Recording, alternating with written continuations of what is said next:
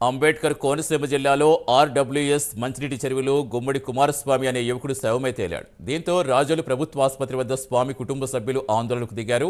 స్వామిని కొంతమంది కొట్టి చంపి చెరువులో పడేశారని ఆరోపిస్తున్నారు. 3 రోజుల క్రితం మిస్సింగ్ కేసుగా నమోదు చేసిన పోలీసులు కుటుంబ సభ్యుల ఆరోపణలతో వివిధ కోణాల్లో దర్యాప్తు చేస్తున్నారు.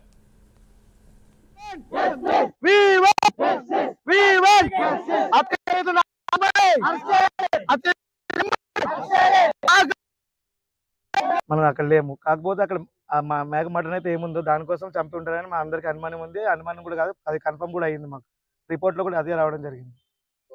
చెరువులో పడేయడం జరిగింది. మంచినీళ్ళ చెరువు అండి. ఒంటిండా గాయాలే ఉన్నాయి. కొంచెం ఎట్లయినా స్పందించి డిప్యూటీ సీఎం గారు మీరైనా కొంచెం స్పందించి మాకు కొంచెం న్యాయం జరగాలని, వాళ్ళ పేరెంట్స్ ఎవరైతే ఉన్నారో వాళ్ళు కూడా న్యాయం జరగాలని కోరుకుంటున్నాం. అది ఏదన్నా ఏమున్నది, అక్కడ బంగారం ఉందా లేకపోతే నాణ్యాలు ఉన్నాయా, ఏమున్నాయి?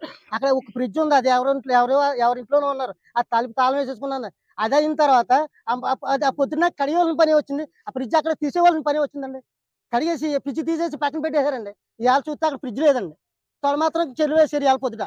అది ఎంత దారుణమో చూడండి. అది నిజంగా కషాయాలు అంటే వీళ్ళండి.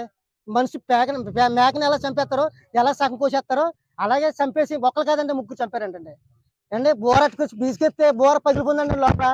అది చూస్తుంటే పోస్ట్ ఆఫీస్ చూస్తున్నప్పటికి ఫ్యాన్ చెదిరిపోయిందండి. పిల్లలు నెల చంపటం ఎంత బాధ, ఎంత బాధ పిల్లలు. ఒక మనిషిని చంపడానికి పొట్టడానికే పేద లేదు.